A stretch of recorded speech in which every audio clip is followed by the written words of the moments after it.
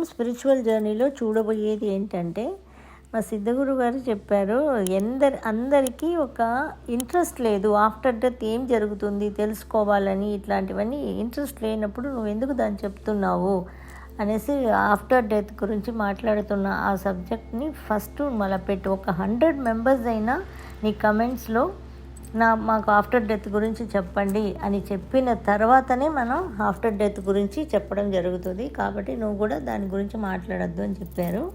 So అందువల్ల నేను ఆయన మాట కాదని చెప్పలేను.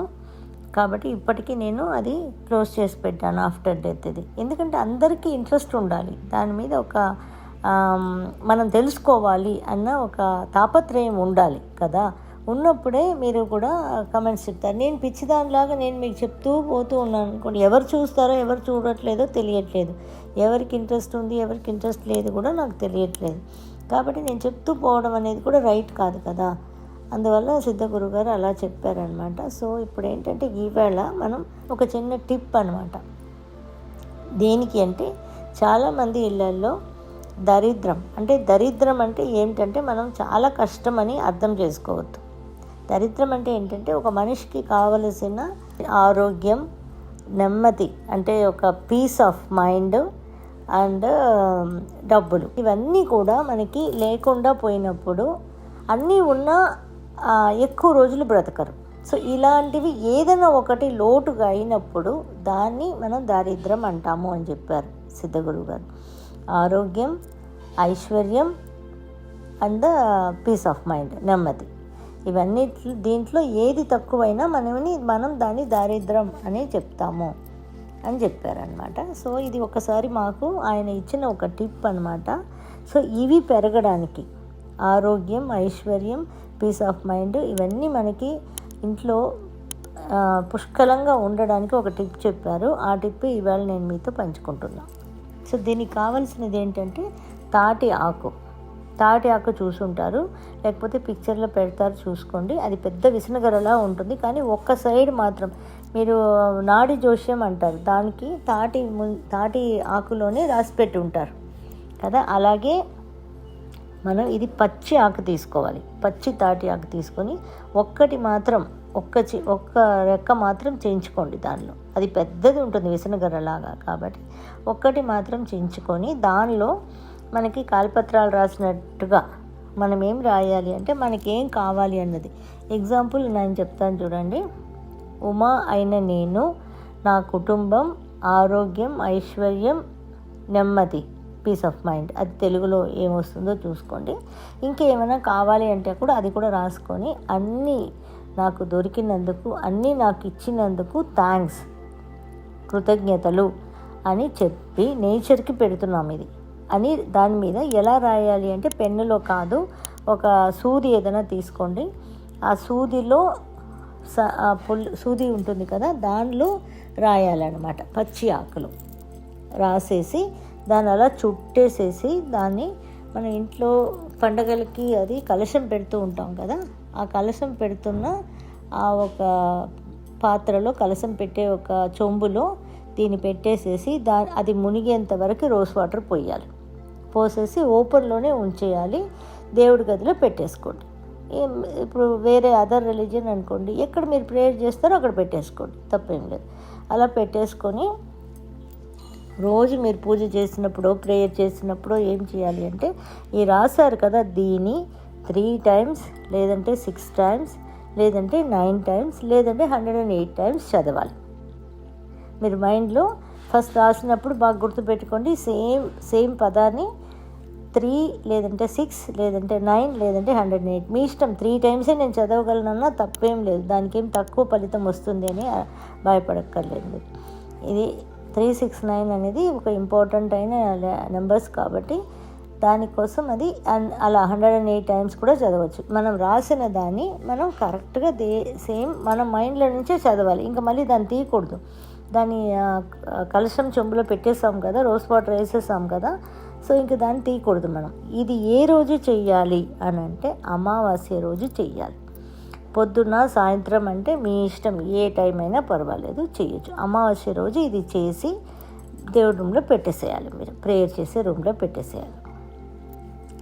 రోజు ఇలాగా 3 సార్లు 6 సార్లు 9 సార్లు ఇలా చదువుకుంటూ ఉంటారు, దీన్ని చెప్పుకుంటూ ఉంటారు కదా. అప్పుడు మనకి తర్వాత పౌర్ణమి రోజుకి దీనికి మనం ఏం చేయాలి అంటే తీసి అదే ఆ పత్రం ఉంది కదా, ఏంటి పామ్ జాగ్రీ లీఫ్ ఉంది కదా, దానిలోనే తీసి ఇల్లు మొత్తం కూడా ఈ వాటర్ని జల్లేయాలి పౌర్ణమి రోజు. జల్లేసేసి దీన్ని మళ్ళీ అది పత్రం ఉంది కదా, పామ్ జాగ్రీ లీఫ్ ఉంది కదా, దాన్ని ఒక దారంలో పెట్టి మనం దీని మీద మన ఇంటి ముందర ఫస్ట్ ఎంట్రన్స్ ఉంటుంది కదా, ఆ ఎంట్రన్స్ తలుపు దగ్గర కట్టేయాలి, బయటకి కట్టేసేయాలి. ఇది కట్టేసేసి అలాగా ఉంటే ఒక 15 రోజులు ఇది ఎండిపోతూ వస్తుంది. సో ఇంకా ఆ తర్వాత మీరు పౌర్ణమికి ఇది పెట్టేసినాక మళ్ళీ దీన్ని చదవాల్సిన అవసరం లేదు, అంతే. 15 డేస్కి చదివారు కదా, అంతే అనమాట. అప్పుడు బయట పెట్టేశారు, అది ఎండిపోతూ వస్తుంది. దీన్ని పౌర్ణమి రోజు కట్టారు కదా, మళ్ళీ అమావాస్యకి దీన్ని తీసి దీన్ని కాల్చాలి. ఆ కాల్చడం ఎక్కడ, బయట నేచర్కి కనిపించేలాగా బయట బాల్కనీలోను, ఇంటి లోపల కాల్చకూడదు, అంతే అండి. మీరు ఎక్కడన్నా వెనకాల పెరట్లో కాల్చినా పర్వాలే, బాల్కనీలో కాల్చినా పర్వాలే, కవరింగ్ ఉన్న చోట్లు కాల్చకూడదు. మీరు బాల్కనీలో కూడా కాల్చుకోవచ్చు. కాల్చేసి అందులో మనకి యాష్ లాగా వస్తుంది కదా, అది కాల్చిన తర్వాత దానంతా తీసి ఒక చిన్న గాజు పాత్రలో వేసి కొద్దిగా నెయ్యి వేసి కలిపేసి పెట్టుకోండి. అది కాటుకలా తయారవుతుంది మీకు. ఈ కాటుకలా తయారైన దాన్ని మీరు ఏం చేయాలి, ఇంట్లో వాళ్ళు ఎక్కడికైనా బయటికి వెళ్ళినా, ఏదైనా ముఖ్యమైన పనులు చేయడానికి వెళ్ళినా కానీ, మనకి మనసుకి అయ్యో ఇది జరుగుతుందా లేదా అని ఏదైనా విషయాలు అలా ఉన్నా కానీ వెళ్ళేటప్పుడు అందరికీ నుదుటి మీద ఆ బొట్టుని పెట్టి పంపించండి. ఆ బొట్టుని పెట్టండి. రోజు పెట్టుకోవాలని అవసరం లేదు, ముఖ్యమైన పనులకు వెళ్ళేటప్పుడు పెట్టుకుంటే సరిపోతుంది. ఏదైనా దాని వాల్యూ తెలియాలంటే ముఖ్యమైన పనులకు వెళ్ళినప్పుడు పెట్టుకుంటేనే మనకు తెలుస్తాయి.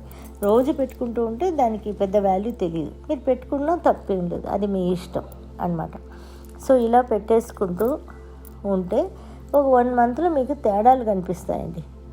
మీలో ఏదైనా జరగకుండా పోయిన విషయాలు జరగడం కానీ, ఆరోగ్యంలో మనం వెనుకబడి ఉన్నామంటే ఆరోగ్యం మెరుగుపడ్డం, అంటే ఏదో దానికి కావాల్సిన వైద్యం చేసుకుంటూ ఉన్నా ఇన్నాళ్ళు మెరుగుపడుతుంది. ఇంట్లో పీస్ ఆఫ్ మైండే లేదు, అన్నీ ఉన్నాయి, నాకు పీస్ ఆఫ్ మైండే లేదు, చాలా ఎప్పుడు చూసినా ఏదో ఒక టెన్షన్గా ఉంటుంది అనే వాళ్ళకి కానీ వీటిలో అన్నిట్లో తేడాలు తెలుస్తాయండి. ఇది చాలామంది చూసి చెప్పిన నిదర్శనం అన్నమాట. అందువల్ల ఈ టిప్స్ మీకు ఇవాళ ఇస్తున్నాను. ఎవరైనా సరే, డబ్బులున్నా ఆరోగ్యం ఉండదు, ఆరోగ్యం ఉంటే డబ్బులు ఉండదు, లేకపోతే పీస్ ఆఫ్ మైండ్ ఉండదు. చాలా విధంగా మనం బాధపడుతూ ఉంటాం కదా. ఇలా ఇది టిప్స్ యూస్ చేసి మీకు వస్తున్న బెనిఫిట్స్ని ఒక 1 మంత్ తర్వాత మీకు తెలిసిపోతూ ఉంటుంది. మాకు కమెంట్స్లో తెలియచేయండి. అదే మనకి ఆఫ్టర్ డెత్ గురించి ఒక 100 మెంబర్స్ అడిగితే కానీ ఆఫ్టర్ డెత్ ఉన్న కంటిన్యూస్ సిరీస్ ఉన్నాయన్నమాట. అవి మనం చెప్పడానికి లేదు, ఎందుకంటే సిద్ధగురు గారి మాట కాదని నేను చెప్పలేను. ఇప్పుడు జనాలకే అంత ఇంట్రెస్ట్ లేనప్పుడు నువ్వు ఎందుకు దాని గురించి తీస్తావు అని చెప్తున్నారనమాట. అందువల్ల మీరంతా దాని గురించి అడిగారని అంటే అప్పుడు నేను సిద్ధగురు గారికి చూపించి ఇంతమంది అడుగుతున్నారు ఆఫ్టర్ డెత్ గురించి చెప్పండి అని, కనీసం ఒక 100 మంది వస్తేనే నువ్వు మొదలు పెట్టాలి అని చెప్పారనమాట. ఇంకా అది కూడా చెప్పేశాను మీ దగ్గర, నేను చెప్పకూడదు అది కూడా చెప్పేశాను. సో ఎంతమంది అడుగుతారో చూసి అప్పుడు ఆఫ్టర్ డెత్ గురించి మనం వెళ్తాం. చాలా బాగుంటుందండి ఆఫ్టర్ డెత్ది సబ్జెక్టు. మనకి ధైర్యం అంత బాగా వస్తుంది అనమాట. డెత్ గురించి మనం భయపడము, తర్వాత అవి తెలుసుకున్న తర్వాత మనం భయపడము అనమాట. అందువల్ల అవి తెలుసుకోవాలి అని అంటే ఇంకా అన్నీ మీ చేతుల్లోనే ఉన్నాయి. Thank you for watching.